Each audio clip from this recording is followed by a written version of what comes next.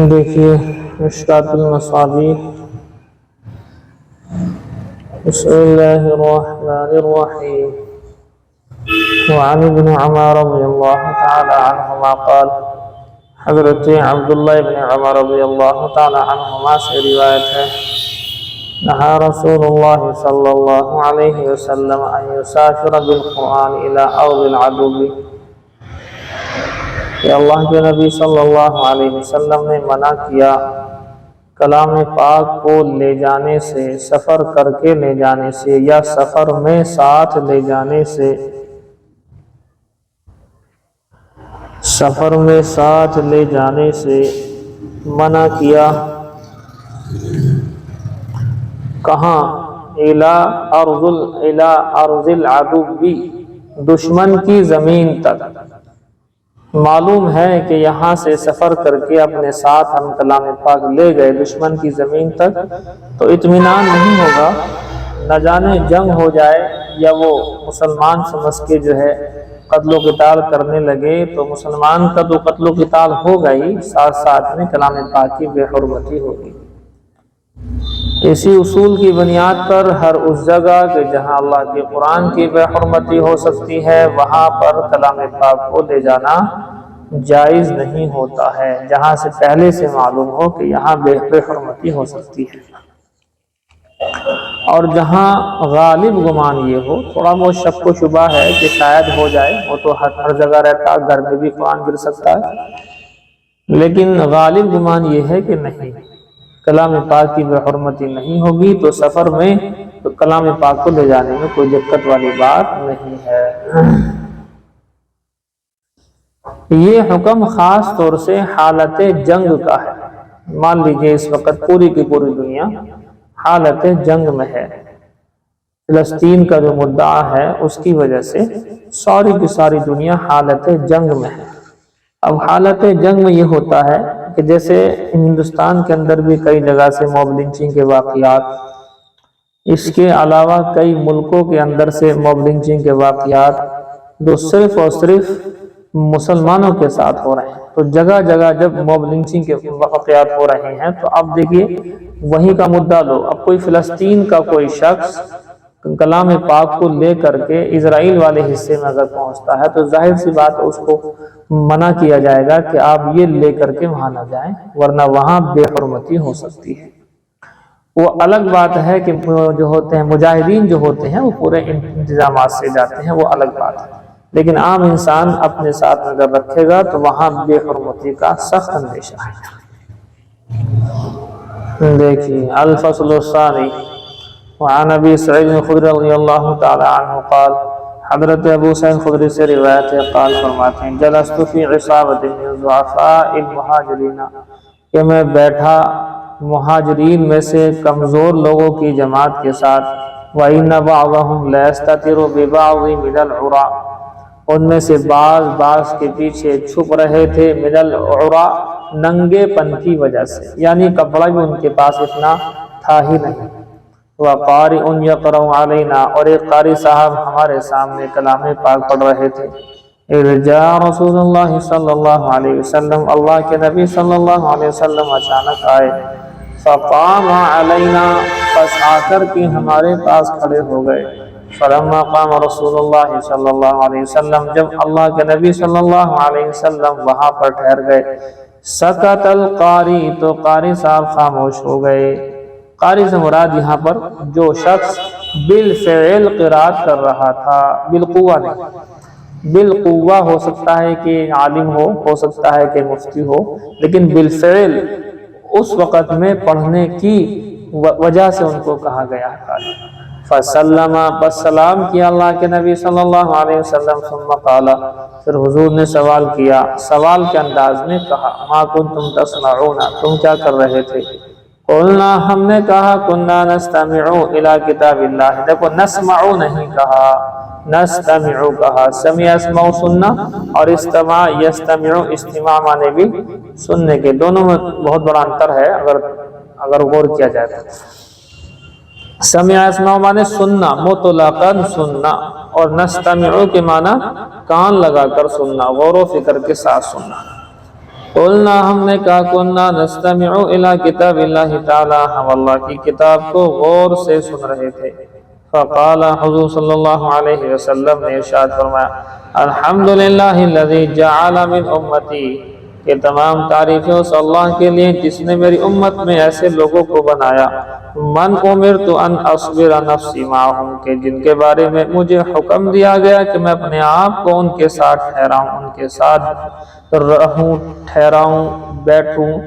قال، راوی نے کہا فجلس وسطنا، پھر اللہ کے نبی صلی اللہ علیہ وسلم ہمارے درمیان میں بیٹھ گئے، لیعدل بنفسہ فینا، تاکہ ہمارے بیچ میں سب کی طرف سے برابری ہو جائے۔ پھر حلقہ بنوایا، اور حلقہ آپ لوگ جانتے ہیں کیسے بنتا ہے کہ جب حلقہ بنا کر بیٹھتے ہیں تو ایک دوسرے کے چہرے سب کے سامنے برابری کے ساتھ رہا کرتے ہیں۔ ثم قال بیدہ ہکذا، پھر اللہ کے نبی صلی اللہ علیہ وسلم نے اپنے ہاتھ سے اس طرح اشارہ کیا، اشارہ مطلب کہ حلقے کی طرف اشارہ کیا کہ حلقہ بنا کر کے بیٹھو۔ فتحلقوا، صحابہ سمجھ گئے اور حلقہ بنایا۔ وبرزت وجوہہم لہ، تو سب کے چہرے ان کے سامنے ظاہر ہو گئے۔ اور یہی ہوتا ہے جو حلقہ بنا کر بیٹھیں گے 10-5 لوگ آمنے سامنے، تو سب کے چہرے دوسرے کے سامنے ہوتے ہیں۔ فقال، فرمایا ابشروا، خوشخبری ہو، بشارت ہو، یا معشر صعالق المہاجرین بالنور التام یوم القیامت، اے مہاجرین کے ضعفاء کی جماعت، اس نور کی تمہیں خوشخبری ہو، اس مکمل نور کی جو قیامت کے دن تدخلون الجنت، جس کے ذریعے سے تم قیامت کے دن جنت میں داخل ہو جاؤ گے۔ قبل اغنیاء الناس بنصف یوم، آدھا دن پہلے لوگوں کے مالداروں سے پہلے آدھا دن کیا ہے؟ وذالک 500 سنہ، اور وہ 500 سال ہے، کیونکہ ایک دن 1000 سال کے برابر اگر ہوگا، جیسا کہ بعض جگہ پر لکھا ہوا ہے الف سنۃ مما تعدون، 1000 سال کے برابر ایک دن، اس اعتبار سے 500 سال ہو گئے آدھا دن۔ رواہ ابو داؤد۔ وَاصْبِرْ نَفْسَكَ مَعَ الَّذِينَ يَدْعُونَ رَبَّهُمْ بِالْغَدَاةِ وَالْعَشِيِّ يُرِيدُونَ وَجْهَهُ، یہ جو آیت ہے اس کا شان نزول بھی یہی ہے۔ یہ 15ویں سپارے میں سورہ کہف کے اندر آیت آتی ہے، یہ ہے۔ وعن البراء بن عازب رضی اللہ تعالی عنہ، حضرت براء بن عازب سے روایت ہے، قال رسول اللہ صلی اللہ علیہ وسلم، حضور نے ارشاد فرمایا زین القرآن باصواتکم، کہ کلام پاک کو اپنی خوبصورت آواز سے مزین کرو، آوازوں کے ذریعے سے زینت بخشو، آوازوں کے ذریعے سے زینت بخشو، یعنی بہترین خوش الحانی، خوش آوازی، خوش گلوئی کے ساتھ میں انسان کو پڑھنا چاہیے۔ کوشش کریں، کوشش کرنے سے کیا نہیں ہوتا، جتنے بھی قراء حضرات ہیں یا قاریہ حضرات ہیں، چاہے قاری ہو یا قاری ہو یا قاریات ہو، یہ تمام کے تمام مشق کے بعد ہی ہوئے ہیں۔ ایسے بغیر مشق کے آپ سمجھے کہ صاحب ہم سے تو نہیں آتا پڑھنا، تو ظاہر سی بات ہے ان سے بھی نہیں آتا تھا پڑھنا، بس انہوں نے یہ سمجھا ہے کہ جب ہم پڑھنا سیکھیں گے جب ہی آئے گا۔ آپ نے شاید اتنی بات نہیں سمجھی ہے کہ جب تک رات دن صبح دوپہر شام کھاتے پیٹتے اٹھتے بیٹھتے لیٹتے اگر مشق نہ کی جائے تب تک یہ شکل پیدا نہیں ہوتی ہے۔ اور اس سے بڑا فائدہ یہ ہوگا کہ جو کا نام کلام پاک میں آتا ہے اولو الالباب، عقل والوں کا ذکر آتا ہے، تو وہاں ذکر یہ ہے الذین یذکرون اللہ قیاما، جو کھڑے کھڑے بھی اللہ کو یاد کرتے ہیں، اللہ کا ذکر کرتے ہیں، وقعودا، بیٹھے بیٹھے بھی، والا جنوبی، لیٹے لیٹے بھی، تو یہ بھی شکل پیدا ہو جائے گی، تو عقل بندی بھی ہے اور مشق بھی ہو جائے گی۔ یہ ہے جی بات۔ کوئی بھی چیز آج تک کسی نے سیکھی ہے نا تو دیوانہ وار سیکھی ہے، دیوانہ وار، جب تک اس کے پیچھے اس طرح سے نہیں پڑھا جاتا ہے، کوئی بھی علم ہو، رات دن دوپہر شام صبح شام کھاتے پیتے اٹھتے بیٹھتے ہر وقت اگر اس کو ذہن نہ رکھا جائے تب تک وہ حصہ نہیں ملتا۔ وعن سعد بن عبادہ قال قال رسول اللہ صلی اللہ علیہ وسلم، حضرت سعد بن عبادہ سے روایت ہے کہ اللہ کے رسول صلی اللہ علیہ وسلم نے ارشاد فرمایا ما من امرئ، کہ جو بھی شخص نہیں ہے کوئی شخص کہ جو بھی شخص ما اور آگے اللہ آئے گا ان دونوں کو ہٹا کے ترجمہ کراتے ہیں کہ جو بھی شخص یقرأ القرآن کے کلام پاک کو پڑھے سیکھ جائے ثم ینسا پھر اس کو بھول جائے پڑھنے کے بعد بھول جائے اگر ناظرہ خواہ ہے تو اس کو ناظرہ بھول جائے حفظ والا ہے تو حفظ بھول جائے چند صورتیں یاد کری تھیں کچھ ناظرہ تھیں تو جو صورتیں یاد کری وہ بھول جائے سب کے بارے میں کلام پاک یاد ہونے کے بعد بھولنے کا کوئی حساب ہی نہیں ہے اگر ایک پارہ حفظ کر لیا تو ایک پارہ بھی یاد ہی رکھنا پڑے گا تو یہ آپ جو ہے سوچ لیجیے جتنی صورتیں یاد ہیں اسے بھول نہیں سکتے آپ کلام پاک کی جو چیز آپ نے یاد کر لی ہے مطلب حفظ طور پر یاد کر لی اس آپ بھول ہی نہیں سکتے اگر بھولیں گے تو یہ وعید اور اگر ناظرہ ہے جتنا قرآن تو ناظرہ بھی نہیں بھول سکتے اگر بھولیں گے جب بھی یہی وعید ہے فرماتے جو بھی شخص اللہ کا قرآن پڑھنا سیکھ جائے پھر اسے بھول جائے الا لقی اللہ یوم القیامت مگر یہ کہ وہ قیامت کے دن اس حال میں آئے گا کہ اجزم اس کا ایک ہاتھ کٹا ہوا ہوگا بعض لوگوں نے ترجمے اور بھی کیے ہیں کوڑھی ہوگا کوڑ اور ایک ترجمہ یہی ہے بالکل صاف ستھرا سا اور صحیح کتابوں میں یہی لکھا ہوا ہے اجزم کے معنی ایک ہاتھ کٹا ہوا اور ظاہر سی بات ہے اور یہ تو ایک عذاب ہوا ہے یہ تو ایک روایت میں ایک عذاب ہے اس کے علاوہ جو روایتیں اور ہیں ان میں اور زیادہ ہیں سمجھے جی اس لیے آپ نے جو صورتیں یاد کی ہیں اب تک جو کچھ ہے وہ آپ کو رہنا ہی چاہیے ہر حال میں اگر اسے بھولتے ہیں یا ناظرہ آپ کا کیا ہوا ہے ناظرہ آپ بھولتے ہیں اور بھولتا وہی ہے جو پڑھے نہ موٹی سی بات ہے بھولے گا وہی جو پڑھے گا نہیں جو پڑھے گا وہ بھولتا بھی نہیں ہے سمجھے جی دیکھو آگے جلالین شریف اعوذ باللہ من الشیطان الرجیم بسم اللہ الرحمن الرحیم للفقراء خبر مبتدأ محذوف یہ الفقراء لام حرف جار الفقراء مجرور متعلق ثابتاتن کے ہو کر کے خبر بنے گی تو خبر ہے مبتدا محذوف کی مبتدا کہاں ہے ای صدقات یہ ہے جی مبتدا ترجمہ اب عبارت بنے گی الصدقات للفقراء الذین احصروا یہ صدقات ان فقراء کے لیے ہیں احصروا فی سبیل اللہ کہ جن کو روک دیا گیا اللہ کے راستے میں ای حبسوا انفسهم علی الجہاد یعنی روک لیا انہوں نے اپنے آپ کو جہاد پر جہاد کے لیے محنتیں کر رہے ہیں کاوشیں اور کوششیں کر رہے ہیں ظاہر سی بات ہے ایک تو یہ ہے اب اس کے بعد والی جو آیت ہے وہ اصحاب صفہ کے لیے جو ہے نازل ہوئی ہے شان نزول یہ ہے دیکھیں وَنَزَلَتْ فِي أَهْلِ الصُّفَّةِ اگلی والی آیت نازل ہوئی ہے اہل صفہ کے بارے میں اب وہ کتنے لوگ تھے میں نے بتایا تھا آپ کو مختلف اقوال ہے 70 72 100 سے لے کر کے 400 تک وَهُمْ 400 مِنَ الْمُحَاجِرِينَ فرماتے ہیں 400 مہاجرین تھے اور صدو یہ انہیں روک دیا گیا تھا لِتَعْلِيمِ الْقُرْآنِ قرآن کریم کی تعلیم کے لیے انہیں روک دیا گیا اول خروج مع سرایا یا انہیں اللہ کے راستے میں سرایا یعنی جماعتوں کے ساتھ میں یعنی اللہ کے راستے میں جانے والی جماعتوں کے ساتھ میں نکلنے کے لیے روک دیا گیا ان کا کام یہی تھا حضور جہاں چاہے ان کو بھیج دیا کرتے تھے اور دوسرا ان کا کام وہاں پر پڑھنا پڑھانا تھا پڑھنا پڑھانا ہی ان کا کام تھا اصل اب ظاہر سی بات ہے انہوں نے یہاں سے احادیث سیکھی حضرت ابو ہریرہ ان سب کے سردار ہیں ابو ہریرہ 5374 پھر روایتوں والے سب سے زیادہ روایات ہیں ان سے یہ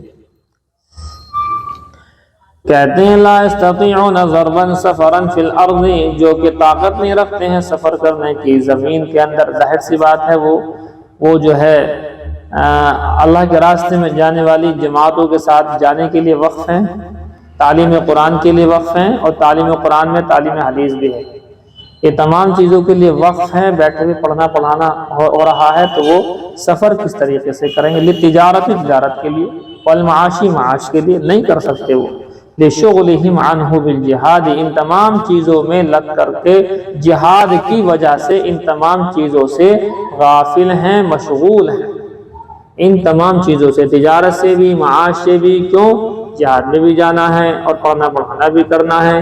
اسی لیے جو لوگ یوں کہتے ہیں نا کہ علماء کو تجارت بھی کرنی چاہیے پڑھائی کے ساتھ ساتھ، میں پریکٹیکل اس کو دیکھ چکا ہوں، جو کہہ رہے ہیں وہ خود بھی ایسا نہیں کرتے، یا تو کما حقہ پڑھاتے نہیں ہیں یا کما حقہ ان کی تجارت نہیں ہوتی ہے۔ دونوں چیزیں ایک ساتھ بالکل برابری کے ساتھ ہو جائیں ناممکن ہے یہ بات۔ وہ الگ بات ہے کوئی آدمی پہلے ہی سے مطلب مالدار ہے، 50 لاکھ روپے اس کا پہلے سے ہی پڑے، اس نے زمین لے کر کے ڈال دیا، اپنا پڑھنا پڑھانا کرتے رہو، مگر ہر عالم کے پاس 50 لاکھ روپے ہوں گے؟ اور 2-4 لاکھ روپے سے اگر لگائے گا تو ڈوب جائیں گے، معاملہ خراب ہو جائے گا۔ آج کل زمینوں کے معاملے میں بڑا کیس چل رہا ہے، ہر وقت مارا ماری ہے لوگوں کی۔ بہرحال یہ چیز پریکٹیکل نہیں ہے۔ اگر پڑھنے پڑھانے والا دیگر چیزوں کے اندر مشغول ہوتا ہے تو پھر ہاں اسی لائن کی چیزوں کے اندر مشغول ہو سکتا ہے، اسی لائن کی چیزیں پڑھنے پڑھانے سے متعلق، بیان سے متعلق، ان تمام چیزوں میں ہو سکتا ہے، لیکن بہرحال اور چیزوں کے اندر کام کرنے کے لیے بیٹھ جائے۔ مان لیجیے دارالعلوم دیوبند کے جو بخاری شریف والے ان سے آپ کوئی دکان کر لیجیے آپ جوتوں کی باہر مارکیٹ میں، اور تجارت ہونی چاہیے۔ اب بتائیے کیسے ہوگی؟ اب کب بخاری پڑھائی جائے گی؟ صبح شام ہو جاتی اسی میں، اور کب جو ہے وہاں جایا جائے گا؟ تو یہ چیز ہے نہیں۔ تو یہی ہے وہ کہ تجارت وغیرہ معاش وغیرہ کے لیے وہ سفر نہیں کر پاتے ہیں۔ لشغل عنہ بالجہاد، ان تجارت اور معاش سے مشغولی ہو گئی ہے جہاد میں، تو جہاد وغیرہ کے اندر لگے ہوئے ہیں۔ جہاد سے مراد آپ کو پتا ہے کہ علماء کا قلم بھی جہاد ہے، علماء کے قلم کی سیاہی شہید کے خون سے زیادہ ہے، چونکہ علماء نے قلم چلایا سیاہی سے، اسی کو پڑھ کر کے انسان کے اندر جہاد کا مادہ پیدا ہوا اور وہ جا کر کے شہید ہوا ہے۔ یحسبهم الجاہل، جاہل لوگ ان کو گمان کرتے ہیں بحالہم، ان کے ظاہری حال سے، اغنیاء، انہیں مالدار محسوس کرتے ہیں، یہ تو بڑے اچھے صاف ستھرے کپڑے پہنتے ہیں، اوہو بھئی یہ تو بڑی خوشبو معطر اور بڑے ہی صاف ستھرے کپڑے پہنتے ہیں وائٹ رنگ کے، تو لوگ سمجھتے ہیں صاحب یہ تو بہت مالدار ہے۔ من التعفف، تعفف کی وجہ سے، تعفف کا مطلب لپٹ کر، یعنی سوال سے بچتے ہیں وہ لوگ، ای لتعففہم عن السؤال وترکہ، کہ سوال سے اپنے آپ کو بچانے کی وجہ سے، وترکہ اور اس کے چھوڑنے کی وجہ سے، یعنی سوالات نہیں کرتے صاحب۔ کون ہے عالم کے جو ہے کھڑے ہو کر کے منبر پر کہتا ہو کہ نہیں کریں گے نہیں کریں گے امامت، ہم نہیں کریں گے، پیسے بڑھاؤ پیسے بڑھاؤ، ہماری مانگیں پوری کرو۔ کون مستورات ہیں مجھے بتائیے آپ، عالمات کہ جو ہیں وہاں پر مدرسے کے باہر گیٹ پہ کھڑی ہو جائیں سب کی سب میڈیا کو لے کر کے کہ ہم عالمات ہیں، فاضلات ہیں، کاملات ہیں، نہیں پڑھائیں گے نہیں پڑھائیں گے، ہماری مانگیں پوری کرو ہماری مانگیں پوری کرو۔ بتائیے ایسا کہاں ہوتا؟ نہ ہوتا مدارس میں، اور نہ ہوتا مساجد میں، نہ ہوتا خانقاہوں میں، کہیں نہیں ہوتا۔ ہاں کہاں ہوتا ہے؟ اسکول کے باہر ہوتا ہے، یونیورسٹیز کے باہر ہوتا ہے، کالجز کے باہر ہوتا ہے، خوب ہوتا ہے، ہماری مانگیں پوری کرو۔ کون بیٹھے ہیں جی؟ وہ ماسٹر لوگ بیٹھے ہیں دھرنے پہ۔ کون بیٹھے ہیں جی؟ وہ بیٹھے ہیں ڈاکٹر لوگ بیٹھے ہیں۔ اچھا جی، ساری دنیا لوٹ لاٹ کر کے تم لوگوں نے رکھ لی، اس کے باوجود بھی تم کہاں بیٹھے ہو؟ دھرنوں پر بیٹھے ہو۔ اور ہم لوگ نہ کہیں ایسا کچھ ہو رہا ہے، احتجاج بھی نہیں ہوتا ہے، کہیں میٹنگیں نہیں ہوتی ہیں اس طرح کی۔ تو یہ ہے جی بات، تو لوگ یہ سمجھتے ہیں کہ ارے بھائی یہ تو بہت مال مار رہے ہیں۔ ٹھیک ہے بات، کم سے کم تھوڑا ہے زیادہ ہے، چین کا تو ہے، سکون کا تو ہے، یہ ہے یہ بات۔ چلیے بہرحال یہ الگ موضوع ہے۔ تعرفہم، پہچان لوگے تم ان کو، یا مخاطب، اے مخاطب تم ان کو پہچان لوگے، بسیماہم، ان کی علامتوں سے، علاماتہم، کیا علامتیں؟ من التواضع واثر الجہد، تواضع سے اور جہد یعنی ان کی محنت کا اثر آپ کو محسوس ہو جائے گا۔ اور ایک علامت یہ ہے کہ لا یسألون الناس الحافا شیئا، فرماتے ہیں کہ وہ نہیں مانگتے ہیں لوگوں سے کچھ بھی، فیلحفون الحافا، لپٹ چپٹ کر کے نہیں مانگتے۔ ایسے تھوڑی کرتے ہیں، کوئی عالم دیکھا آج تک کوئی، یا کوئی عالمہ ہو یا کوئی عالم آج تک دیکھا آپ نے دے دے دے دے دے دے، ایسا کون مانگتا لپٹ لپٹ کر کے؟ جہالت کی بات ہے، نہ کوئی مانگے گا انشاءاللہ، مرنا مر جائے گا عالم اور عالمہ، لیکن کبھی بھی اس طریقے نہیں مانگے گا دے دے دے دے دے دے ایسا کر اللہ کے نام پہ دے دے، نہیں مانگے گا انشاءاللہ۔ لیکن یہ لوگ مانگتے ہیں، مانگنے والی عوام تو ہے، ظاہر سی بات ہے۔ تو اب جو ہے لپٹ چپٹ کر کے نہیں مانگتے ہیں، کیونکہ لوگ بہت لپٹ چپٹ کر کے مانگنے والوں کو ہی مانتے ہیں کہ یہ دکھی ہے، اور وہ لوگ جو ہے بالکل اپنے عظمت کے ساتھ رہتے ہیں، وقار کے ساتھ رہتے ہیں۔ یہ ہے جی ایلا سوال لہم اصلا، یعنی نہیں ہے ان کے لیے کوئی سوال بالکل بھی، یہ لوگ محسوس کرتے ہیں ایسا۔ فلا یقع منہم الحاف وہو الالحاف، اور نہیں واقع ہوتا ان کی جانب سے الحاف، اور الحاف کیا ہے؟ وہو الالحاف، اور وہ گریہ وزاری، لبٹ چبٹ کر کے مانگنا۔ دیکھتے ہو آپ لوگ راستوں میں کہیں جاتے ہوں گے تو بہت سے لوگ جو ہے لبٹ چبٹ کر کے مانگتے ہیں، چھوٹے بالغ بچوں کو سکھا دیتے ہیں، وہ بیچارے وہ بھی مانگتے ہیں۔ اللہ ان کو ان چیزوں سے محفوظ رکھے، خاص طور سے بالغ بچوں کو۔ وَمَا تُنْفِقُوا مِنْ خَيْرٍ فَإِنَّ اللَّهَ بِهِ عَلِيمٌ، اور جو تم خرچ کرتے ہو خیر، پھر آ گیا دیکھو خیر کتنی جگہ مال کے لیے خیر آیا، اور میں آپ سے بول چکا ہوں مال کا اصول یہ ہے کہ وہ فی نفسی ہی تو کچھ ہے نہیں، اسے آپ خیر میں کر لو خرچ تو خیر ہے، اور شر میں کر لو خرچ تو شر ہے، لیکن چونکہ ہر چیز کے اندر الاصل فی الاشیاء الاباحہ، ہر چیز کے اندر جو ہے اصل اصول جائز کا ہے، ناجائز بنانے والی چیز اس کو غیر ہوتا ہے۔ اس لیے کہتے ہیں کہ بہت ساری چیزیں جو ہیں ناجائز اور حرام لغیر ہی ہیں، غیر کے واسطے سے ہیں، ساری نہیں ہیں لیکن کچھ ہیں ایسے۔ تو بہرحال اب یہ خیر ہے، مال کو کہہ دیا خیر، اس کا مطلب مال اپنی اصل وضع کے اعتبار سے خیر ہے، ہاں اس کو شر میں خرچ کر لو گے تو پھر وہ شر بن جائے گا، اسے آپ جو ہے کہیں بھی خرچ کر لو، یہ آپ کی اچھا ہے، یہ آپ کو کوئی روکنے ٹھوکنے والا نہیں ہے۔ اسی لیے بعض علماء نے فرمایا ہے، موبائل کے لیے فرمایا ہے کہ موبائل اصل وضع کے اعتبار سے جس مقصد کے لیے بنایا گیا تھا وہ مقصد تو اس کا اچھا ہے، لیکن ایک ایکسٹرا مقصد لوگوں نے جوڑا ہے جس میں آج زیادہ استعمال ہے۔ کیا ہے وہ؟ دیکھیے موبائل کا، انٹرنیٹ کا، اور multi media mobile, smart phone, یہ سب کے سب ان کی ایجادات میں جو ایک وجہ ہے، ریزن لکھا ہے لوگوں نے کہ کیا وجہ تھی اس کی انٹرنیٹ وغیرہ ایجاد کرنے کی، تو پہلا لکھا انفارمیشن، موبائل ملٹی میڈیا وغیرہ کی ایجاد کی ایک وجہ کیا لکھی ہے؟ انفارمیشن، یعنی خبریں ادھر سے ادھر منتقل ہونا، ادھر کی ادھر خبریں پہنچنا، یہ ایک اس کا مین کارن تھا، مقصد تھا، اس کا ایک خاص سبب تھا۔ ایک ہو گیا۔ ایک اس کا جو مقصد تھا انٹرنیٹ اور ملٹی میڈیا کا، ایجوکیشن، ایک انفارمیشن، ایک ایجوکیشن،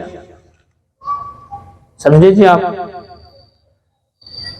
انفارمیشن لکھو، ایجوکیشن، اور تیسرا تھا مقصد ان کا کمیونیکیشن۔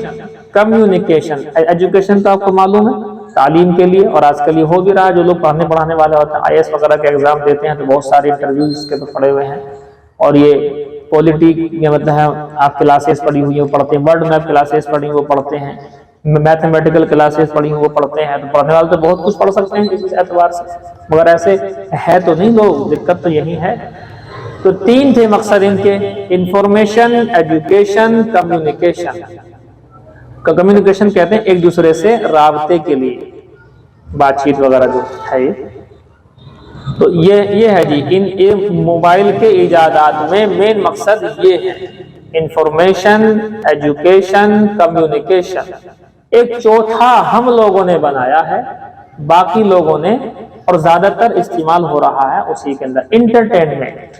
یہ چوتھا جو ہے وضعی ہے، الحاقی ہے، بنایا گیا ہے، لوگوں نے اپنی طرف سے اس کو ایجاد کیا ہے، انٹرٹینمنٹ۔ اس کا ترجمہ ہوتا ہے موج مستی، انٹرٹینمنٹ۔ ابھی تمام جتنی بھی فلمز ہیں، ڈرامے ہیں، کامیڈیز ہیں، اور جتنا بھی آپ آگے جو ہے بولتے جاؤ گے، ان تین چیزوں کے الگ، انفارمیشن، ایجوکیشن، کمیونیکیشن کے الگ، باقی ساری کی ساری چیز جو اس کے اندر ہیں وہ سب انٹرٹینمنٹ کے لیے ہے، اور انٹرٹینمنٹ کا حصہ زیادہ ہے اور انفارمیشن، ایجوکیشن اور کمیونیکیشن کم ہو گیا۔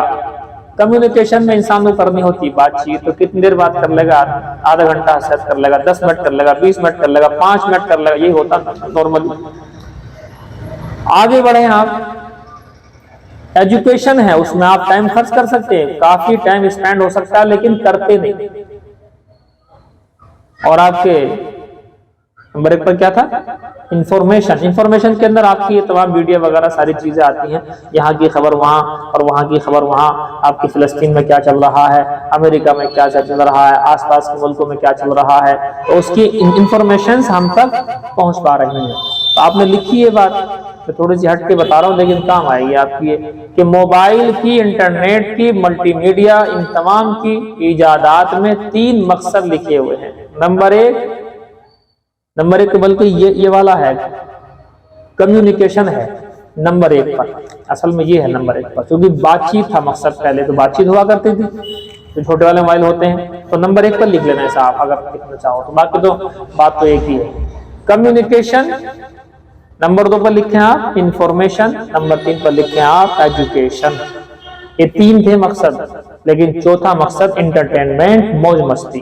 اب ساری کی ساری دنیا، ملٹی میڈیا، ساری کی ساری دنیا کے نیٹ، انٹرنیٹ، ڈاٹا سارے کا سارا کہاں خرچ ہو رہا ہے؟ وہ انٹرٹینمنٹ پر خرچ ہو رہا ہے۔ ایجوکیشن پر 1%، انفارمیشن پر 2%، مان کے چلے آپ، ایک آنکڑا پیش کر رہا ہوں، اور کمیونیکیشن پر بھی ایک آدھے کی ہے %۔ باقی سارے کا سارا جو خرچ ہو رہا ہے 98، 97، 95% انٹرٹینمنٹ پر ہو رہا ہے۔ اب بتائیے، چھوٹا سا بچے کو آپ نے اس کے ہاتھ میں موبائل دیا ہے، یہ چھوٹا سا بچہ یہ کون سا کمیونیکیشن کے اندر آئے گا، کون سی انفارمیشن کے اندر آئے گا کہ ساری بچے کو یہ دیکھنا ہے کہ کیا ہو رہا ہے، کتنے ملکوں میں جنگ چل رہی ہے، کہاں سے دیکھے گا۔ اور اس کے بعد آپ لے لیجئے کیا، اس کے بعد یہ ہے کیا نام، ایجوکیشن کا تو مطلب ہی نہیں اس کا بھی کچھ۔ اب یہ چیزیں نہیں ہیں تو کیا دیکھتا وہ؟ انٹرٹینمنٹ کے لیے دیکھتا ہے، وہ کامیڈیز دیکھتا ہے، کارٹونز وغیرہ دیکھتا ہے، ساری چیزیں سب کیا ہیں؟ انٹرٹینمنٹ کے لیے ہیں، موج مستی کے لیے ہیں۔ تو لہذا اور بچے ساری دنیا میں مرد عورتوں سے زیادہ ہیں، آپ بات، اسی لیے آپ اگر کبھی غور کیا ہو نا آپ نے، یہ جو بالغ بچے کی جو کارٹون ٹائپ سے ویڈیوز آتی ہیں، ان ویڈیوز کے نیچے لکھا ہوا آتا کتنے ویوز ہیں، اس میں 4 million views, 10 million views, 700 800 million views تک ہیں۔ ساری کی ساری ایجوکیشن کی جو ویڈیوز ہیں آپ انہیں چیک کر کے دیکھ لینا، اتنے ویوز کسی اور پر ہے ہی نہیں، جتنے ویوز ہوتے ہیں کس پر؟ بالغ بچوں کے کارٹون کے اوپر ہوتے ہیں۔ اس کا مطلب بالغ بچے زیادہ ہیں۔ اور اس کے بعد میں کون ہیں؟ اس کے بعد عورتیں ہیں۔ اس کے بعد میں کون زیادہ ہیں؟ مرد ہیں۔ تو مرد کم ہیں، مردوں سے زیادہ عورتیں ہیں، عورتوں سے زیادہ بچے ہیں۔ نہیں سمجھ میں آئی یہ بات؟ کیونکہ جب لفظ بچے استعمال کرتے ہیں تو اس میں جینٹس اور لیڈیز دونوں ہوتے ہیں نا، ظاہر سی بات ہے وہ زیادہ ہو جائیں گے۔ جب بڑے ہو جائیں گے تو مرد عورتوں کی لسٹ بن رہی ہے الگ الگ، لیکن چھوٹے بچوں کی لسٹ بن رہی ہے ایک ساتھ۔ تو ہاں، مرد عورت دونوں ہی ہیں، بالغ بچے جینٹس لیڈیز دونوں ہی ہوتے ہیں نا، تو اس لیے ان کی تعداد بہت زیادہ ہے، تو ان کے ویوز بہت زیادہ ہوتے ہیں۔ 700 ملین، 800 ملین، بتائیے اتنے ملین تو بہت اونچی بات ہے یہ تو۔ اچھا جی، چلیے بہرحال یہ بات آپ کے سامنے آگے، پتہ نہیں کیوں آ گئی، اللہ جانے۔ خیر سے بات آئی کہ خیر سے مراد مال ہے، اور مال کو اگر مال اصل میں خیر ہے، مال ریل میں خیر ہے، لیکن جب شر بنتا ہے، جبکہ اس کا غلط استعمال ہوتا ہے، اور اب مال کا استعمال، غلط استعمال زیادہ ہے، اس لیے اکثر لوگوں کا مال شر بن چکا ہے۔ چند ہی لوگ ہیں، 2-4 ہوں گے پرسنٹیج کے لحاظ سے، جن کا مال ان کے لیے خیر ہے، ورنہ 95% لوگوں کے لیے مال خیر نہیں رہا، بلکہ وہ شر کی طرف ان کے ذہن کو الجھا دیتا ہے۔ یہ سمجھ میں آئی یہ بات؟ بتاؤ کس کی سمجھ میں آئی یہ بات؟ ہاں، لکھا بھی آپ نے، یہ بھی لکھا آپ نے، یہ لکھا آپ نے، کمیونیکیشن، انفارمیشن، ایجوکیشن، یہ 3 تھے مقصد، اور اس کے بعد پھر نیا مقصد لوگوں نے گھڑا ہے، بلکہ استعمال زیادہ اسی میں ہو رہا ہے۔ تو کیا ہے؟ انٹرٹینمنٹ، موج مستی، انٹرٹینمنٹ کے لیے زیادہ استعمال کر رہے ہیں، اور یہی سب سے بڑا فالٹ ہے۔ اسی لیے علماء کرام کہتے ہیں کہ موبائل کا بے جا استعمال انسان کی زندگی کو خراب کر رہا ہے۔ بے جا استعمال، تمام اس جہاں کے اندر جتنے بھی اختلافات اور جو بھی کچھ ہو رہا ہے، کہیں نہ کہیں اس کا ہاتھ ہے۔ موبائل کا ہاتھ ہے جی، سمجھ ماری جی بات. فون تو کٹ ہو گئے، چلیے دوبارہ لگاتے ہیں. ہدایت النحو. المقصد الثانی فی المنصوبات. مقصد ثانی منصوبات کے بیان میں.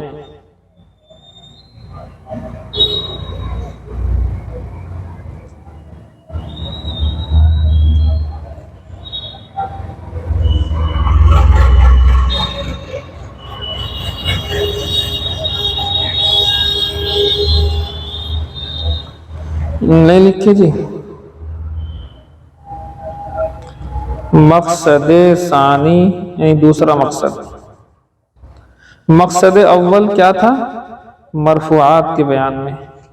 مقصد ثانی منصوبات کے بیان میں. مرفوعات آپ نے یاد ہی کر لی ہیں، یہ 12 ہیں. کتنے ہیں مرفوعات؟ اچھا جی، واہ بھائی واہ. میں نے بول دیا 12 تو آپ نے بھی 12 ہی بولا. ہاں جیسے بول دو ویسے ہی صحیح ہے. مرفوعات کہاں سے ہو گئے 12 جو آپ نے پڑھے ابھی تک؟ یہ مرفوعات 12 کہاں سے ہو گئے؟ تم نے جو پڑھے ہیں یہ 12 پڑھے ہیں تم نے.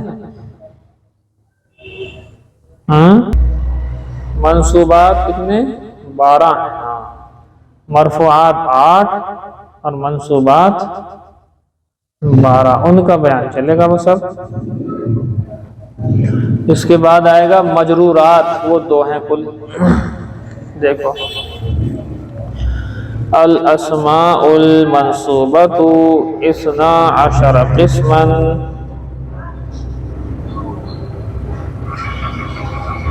کہ وہ اسماء،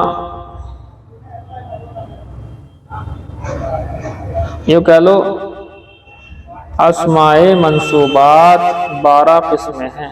اسماء منصوبات کی 12 قسمیں ہیں. آسان ہو جائے گا.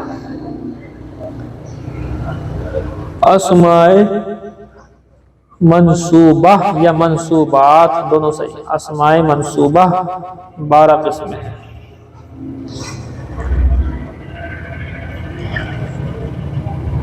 دیکھو یہ 4-5 تو ایک سے ہیں بالکل.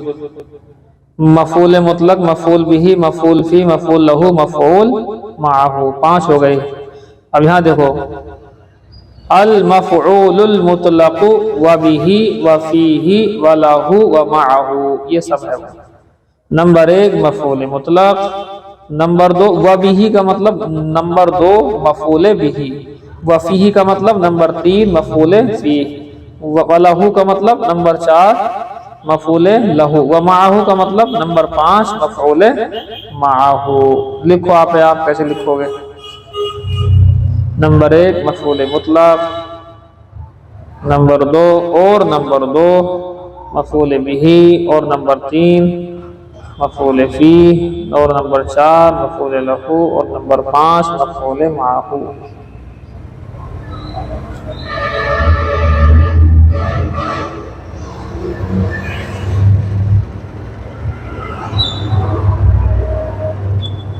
نہیں لکھا؟ لکھو والحال، اور نمبر 6 حال. والتمییز، اور نمبر 7 تمیز، والتمییز، اور نمبر 7 تمیز. والمستثنی، نمبر 8 مستثنی. نمبر 9 واسم ان واخواتها، ان اور اس کے اخوات کا اسم، اس کے اخوات کا اسم. نمبر 9 ہے.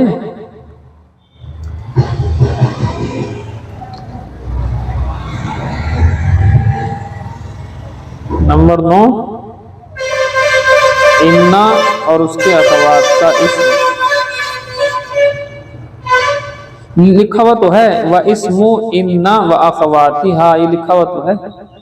اسم ان و اخوات، ان اور اس کے اخوات کا اسم نمبر 9 ہے۔ نمبر 10 چلو، وخبر کان و اخواتها، کان اور اس کے اخوات کی خبر، یہ ہے نمبر 10۔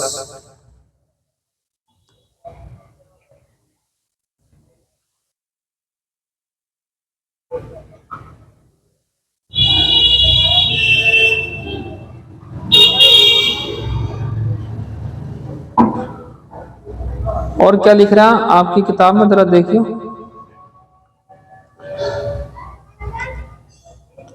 کیا لکھا ہوا ہے۔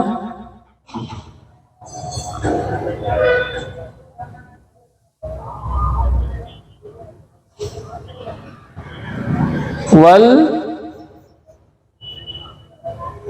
بلا نہیں بلا، بللتی، بللتی لنفی الجنس،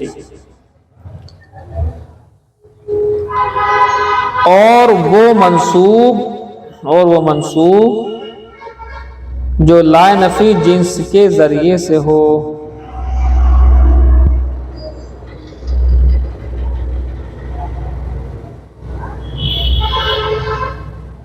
نہیں سمجھے جی؟ وہ منصوب جو لا نفی، ہاں، اور اس کو آگے لکھو، بریکٹ میں لکھ لو لا نفی جنس کا اسم، ایسا لکھ لو، یہی ہے منصوب لا نفی جنس کے ذریعے سے ہو، اس کا جو ہے اس کو بولتے ہیں ہم لا نفی جنس کا اسم، لا نفی جنس کا اسم بولتے ہیں اسے ہم، اگرچہ تھوڑا سا فرق ہے۔ اسے بریکٹ میں لکھنا لا نفی جنس کا اسم۔ نمبر 11 لا نفی جنس کا اسم۔ نمبر 12 دیکھو، وَخَبَرُ مَا وَلَا الْمُشَبَّهَتَيْنِ بِلَيْسَ، اور ما ولا مشابہ بلیسا کی خبر۔ نمبر 12، اور ما اور لا مشابہ بلیسا کی خبر۔ نہیں لکھتے جی؟ آگے لکھیں، فصل المفعول المطلق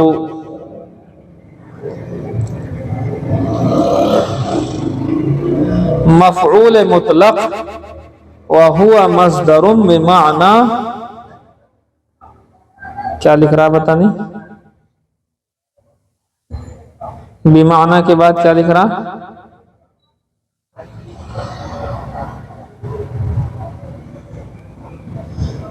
فعل کے بعد اوہ مذکور ہے، اس میں ماکور لکھا ہوا ہماری کتاب میں، غلط، ماکور، ہم سوچ رہے یہ کیا گیا لفظ، بفعل مذکور قبلہ، ایسے ہے، صحیح کر لو کا غلط ہوتا آپ کی کتاب، میری میں غلط ہے۔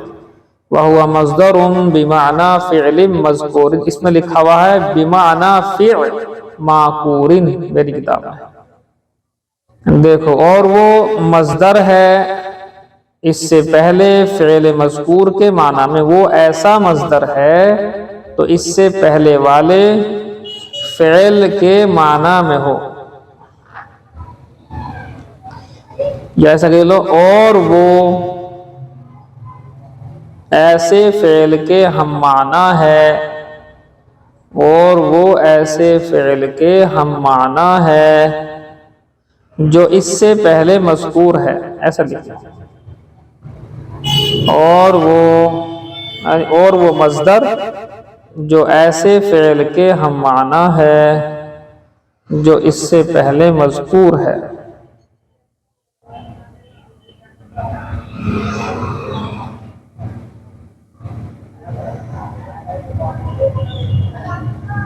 وَيُذْكَرُ، نہیں بریکٹ نہیں، حبیب رئیس اللہ، صحیح فصل مفعول مطلق، اور وہ مصدر ہے جو ایسے فعل کے ہم معنی ہے جو اس سے پہلے مذکور ہے۔ وَيُذْكَرُ لِلتَّأْكِيدِ، اور مفعول مطلق کا ذکر کیا جاتا ہے للتأکید، تاکید کے لیے۔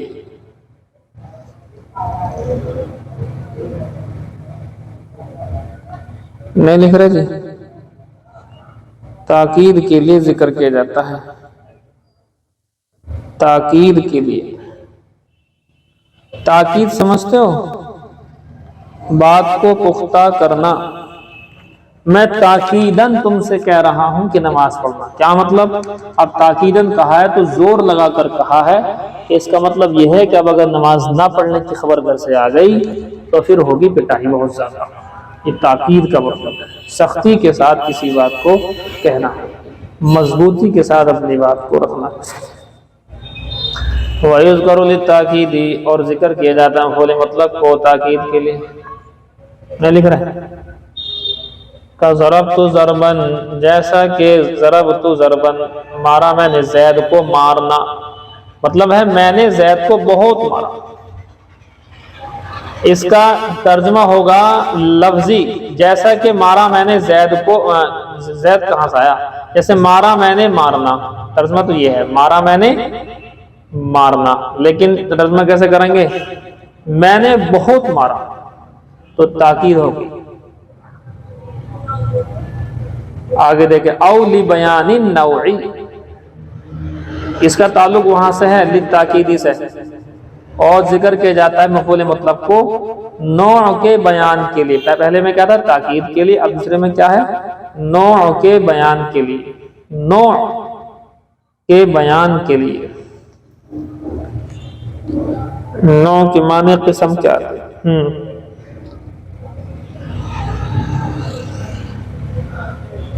بیان کے لیے. اور ذکر کیا جاتا ہے مفعول مطلق کو نوع کے بیان، یا ذکر کیا جاتا ہے مفعول مطلق کو نوع کے بیان کے لیے. نحو، جیسا کہ جلست جلسۃ القاری، بیٹھا میں قاری کے بیٹھنے کی طرح، بیٹھا میں قاری کے پڑھنے والے کے بیٹھنے کی طرح.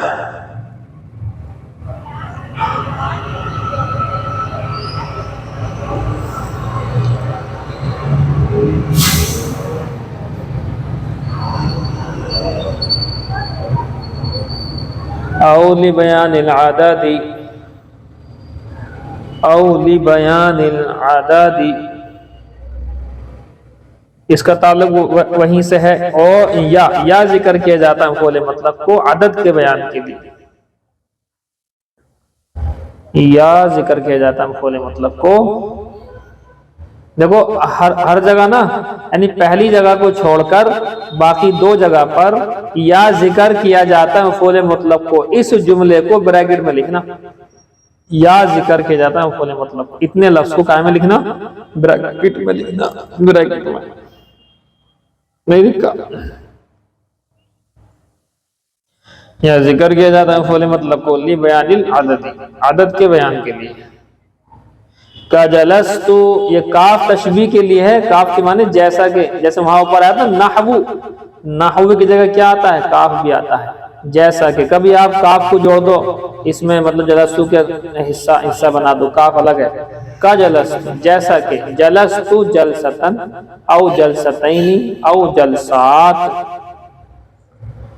جیسا کہ بیٹھا میں ایک مرتبہ یا دو مرتبہ یا چند مرتبہ.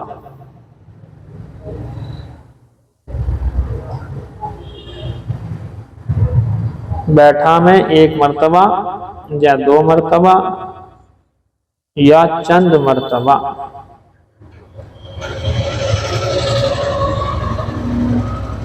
بس جی.